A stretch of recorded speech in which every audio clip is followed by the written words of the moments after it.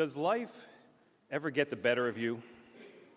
Problems mount up and you feel overwhelmed? Well, consider the following true story from a newspaper article of a few years back.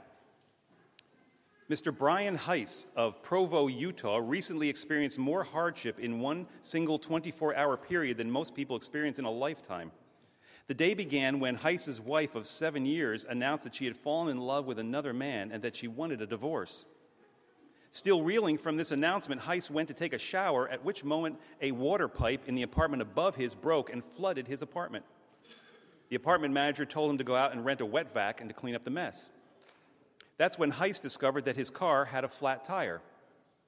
He changed the tire and went inside to phone a friend for help cleaning up the mess in his apartment.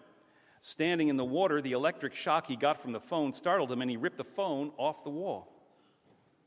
Before he could leave his apartment a second time, a neighbor had to kick down his door because the water damage had jammed it tight. While this was going on, somebody stole Heiss's car. But it was almost out of gas, so he found it just a few blocks away, and he then had to push it to a gas station.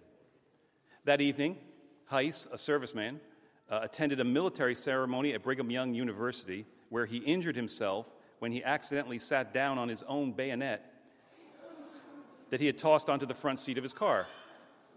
Doctors were able to stitch up his wound, but no one was able to resuscitate his 4 canaries, which were crushed when wet ceiling plaster in his apartment fell on them while he was out. When he returned home, he slipped on the wet carpet in his apartment and broke his tailbone and had to be rushed to the hospital.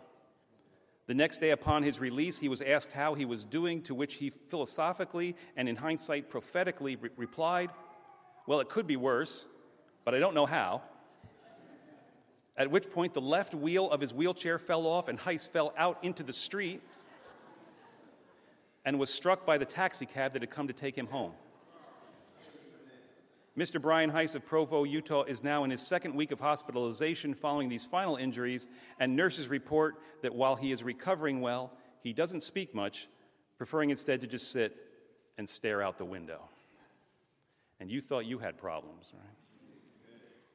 How well do you cope with hardship and difficulty when life goes wrong? Do you fall apart? Does your whole life come unglued? Are you overcome, or do you overcome? This is something of what I'd like to talk about this morning, some reflections on coping with bad times. Today we continue our study of the book of Proverbs, the biblical text that seeks to provide us with basic advice for daily living. It's a collection of practical wisdom of the people of Israel, sort of down through the centuries, and this in the form of hundreds of short little pointed sayings. And in our text this morning, the author specifically contrasts 2 different groups of people in their ability to cope with the hard times of life, in which he says, "Though the righteous fall 7 times, yet will they rise again, but the wicked are overthrown by calamity." Now, what does he mean by this? I mean, don't we often actually witness the opposite of this, the righteous being overthrown while the wicked are rising? What's he getting at? Well, this is what I'd like to consider. Some observations about what this passage is seeking to tell us about getting through and overcoming hard times. 4 thoughts. Number 1, everybody falls down. I think that the first thing to know about this text is that according to the author, no one avoids being knocked down at times by life. Notice that it doesn't say that the wicked are overthrown by calamity, but the righteous stand secure and unfazed. Nor that the righteous fall down while the wicked get by unscathed. No, both are said to have times when they're taken down by their troubles. The righteous fall down and the wicked are overthrown. This is the whole premise of this text, that no one is exempt from hardship. And this is a crucial place for us all to begin in our own struggles, not only because it counters the all-too common belief that, if something as bad is happening to someone, then they must have done something bad to deserve it, something bad to have caused it. The point being not that our actions don't have any repercussions, it's just that as this text seeks to make clear, there is no automatic correlation tying sin and hardship and virtue with blessing, Both the good and the evil face times of suffering. But even more, this is a crucial place for us to begin because it counters all those claims of exemption from hardship that frequently are the initial obstacle in our ever getting better. All the why me's and I've been a good person and life's not fair and why do bad things happen to good people kind of stuff that we so often get bogged down in, somehow claiming an exemption from hardship and thus never getting on with actually addressing and hopefully resolving our problems. Basically, we are so busy proclaiming the injustice of our troubles that we never get around to actually dealing with them. Right? Curiously, however, always readily claiming exemption from hardship, yet not exemption from prosperity, no matter how equally unjust. Well, remember, as Jesus said, the Lord makes the rain to fall and the sun to shine on the just and the unjust alike. His point being not that goodness has no merit and that God is unfair, but rather only that life happens to all and God is loving to all. That is, that God is infinitely fair, only just not necessarily as we would always like, That goodness has its value, only not in getting us around trouble, but rather in getting us through it. In effect, that the correct answer to why me is, why not you, right? How often do we ask that? Even more important than all of this, however, is that this initial issue of the universality of human suffering is crucial because it points us to the even deeper fact that we all encounter those times when life gets the better of us. And this, I believe, is the first major point that this text seeks to make. That we tend to go through life believing that if we just try hard enough, and if we just work hard enough, and we just believe hard enough, then we ought to be able to handle anything that comes along. That only the weak fall completely apart. And thus, when something does occur that knocks us down for the count, we become embarrassed, and we figure there's something uniquely wrong with us, and we figure that it's all hopeless. When in contrast, this text seeks to make it clear that no, everyone falls down at times, has times when life gets the better of them, and that's okay. It's normal and it's natural. And most especially, it is not terminal. It's not the end. In fact, as we'll see more as we go, perhaps it's really the beginning.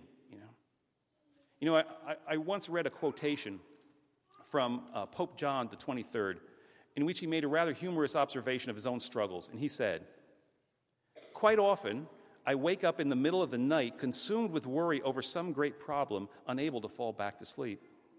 And my first thought when this occurs is always, I need to tell the Pope about this.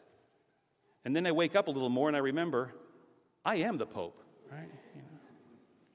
Lesson number 1, remember that everybody falls down. Everybody gets knocked down by life at one time or another. It's okay. Just keep remembering it's not the final word. Which leads us into lesson number 2, look beyond yourself. Building upon this first point that everybody falls down at one time or another is the fact that everybody thus has their own difficulties, that everybody has problems. I've got problems, you got problems, all God's children got problems, right? This is a second crucial fact that we so often overlook, and it keeps us defeated in life. Have you ever heard the saying, don't bother telling other people your troubles because half of them don't care and the other half figure you had it coming, right? Right? It's all too true, right?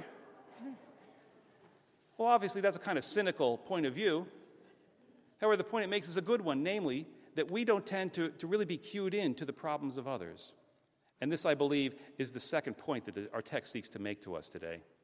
The importance of our being aware of the problems of others as being part and parcel of our getting over our own troubles, This not only because it hopefully simply makes us nicer people, more kind and compassionate as we ought to be, but because it makes us more understanding and involved in other lives.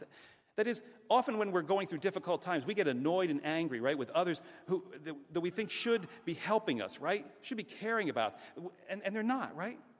When in reality, the fact is that more often than not, they simply have their own problems that they're dealing with, right? Or even more, they're just not fully aware of our troubles. As it says elsewhere in Proverbs, no one else can really know how sad or how happy you are. Sorrow may hide behind laughter, and happiness end in tears. It's all too true. If we're really annoyed about someone not caring about us, well, are we caring about them? Right? How often are we guilty of the very thing we're judging others for? Being aware of the problems of others is crucial in our healing because it gives us perspective. It puts our problems in their proper place, specifically our lives within the context of other lives. That is, the second problem that we so often have and that keeps us from getting better is that we convince ourselves that our problem is the only problem and the ultimate problem. We become all that there is. But as this text seeks to drive home, everybody has problems and you're going to lose your way if you convince yourself that yours are the only and the ultimate. You have to think out beyond yourself. Get involved in the lives and the struggles of others. It's like Beverly Sills, the great opera singer, in her autobiography, Bubbles, she tells about what she went through when she first discovered how severely handicapped her two children were. And she writes, "The first question I had when I learned of their tragedies was a self-pitying, why me? Then gradually, over time, it changed to a much more important, why them?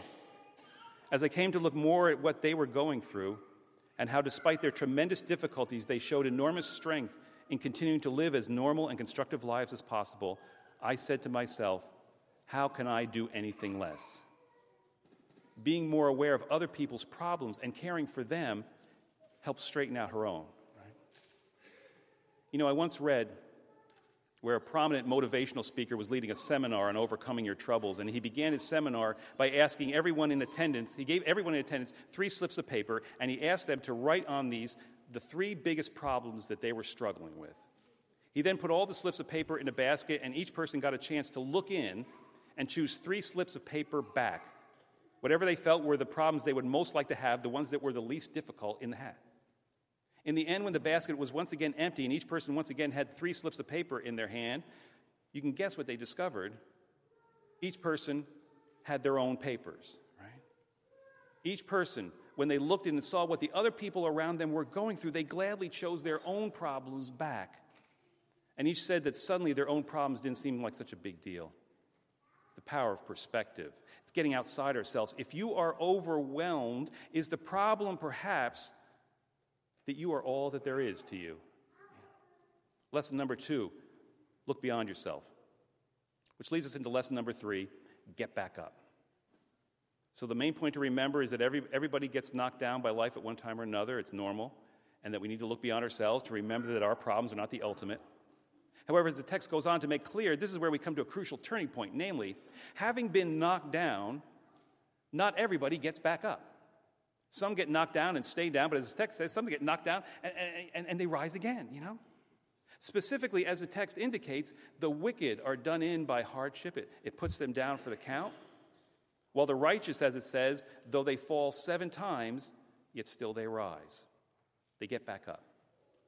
Now, before we get into discussing specifically the reason for the difference between these 2 groups here, I'd just like to note one very important thing about all this, namely, does the author say that the righteous resolve all their difficulties, fix all their problems, get rid of all their hardships, and that's why they rise again?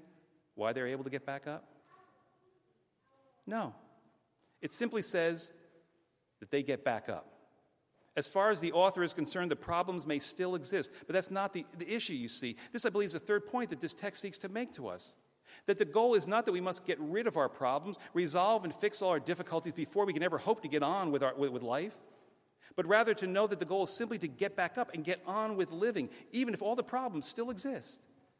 That is, that this is the third obstacle that so often hinders us in our coping with our troubles. We believe that we must fix our problems before we can ever go on.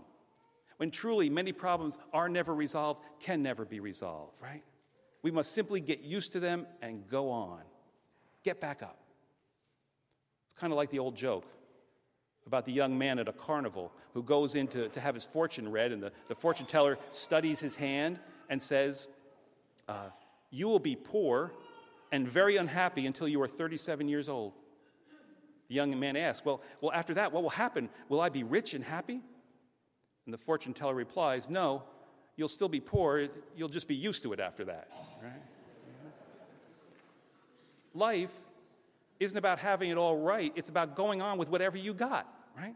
It's about simply getting back up. The victorious get back up. And this may mean a million different things depending upon your situation. For instance, let's say you struggle with depression, you're depressed. Getting back up may mean simply forcing yourself to eat a little bit today, even when you don't want to eat, right? It may mean just getting out of the house for a little while, taking a walk around the block. It may mean just having the nerve to go and just talk to somebody about your problems. It may mean for today, just getting out of bed, right? It may seem like almost nothing, but in any way that you can simply get back up, you win. Life isn't about getting it to all go right, whatever that means. It's living whatever you got.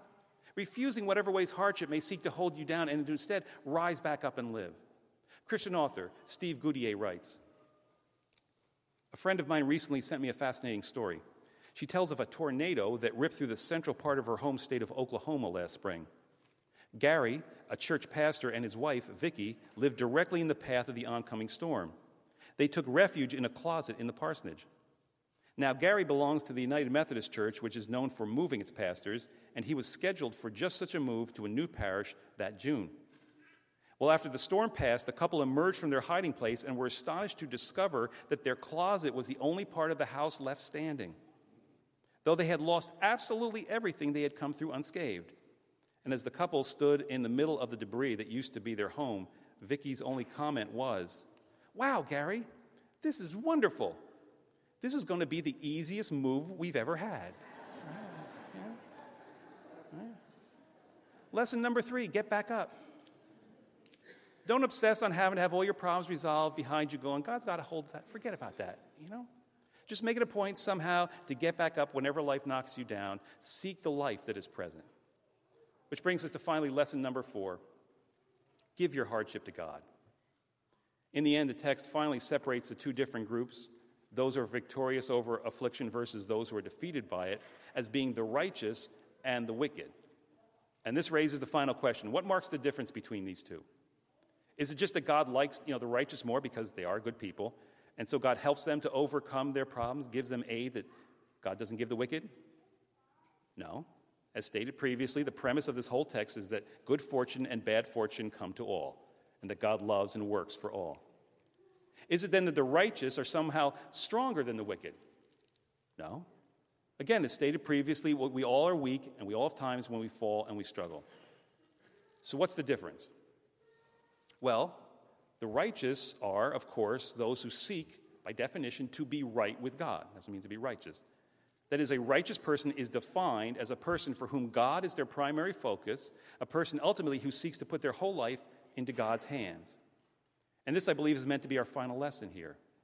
That what finally makes all the difference in whether or not we overcome hardship or it overcomes us is not greater virtue or greater strength or greater help, but simply that the righteous, by definition, those seeking to give their lives to God, give their weaknesses to God also.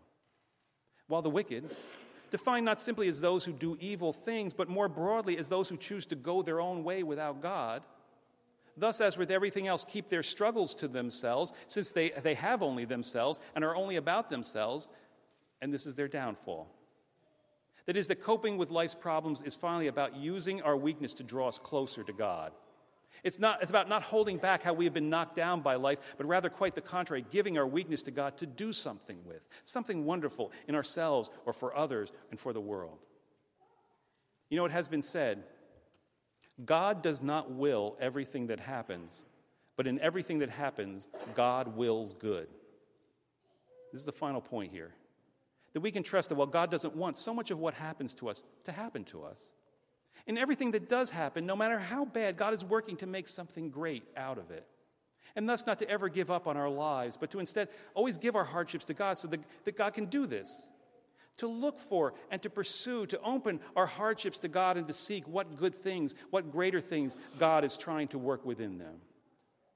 Christian author Candace Chan, in her book, Under God's Wings, she tells the following story of a friend of hers named Cindy, and she writes, Cindy is a lovely woman with a giving heart. Her desire to help children molded her future.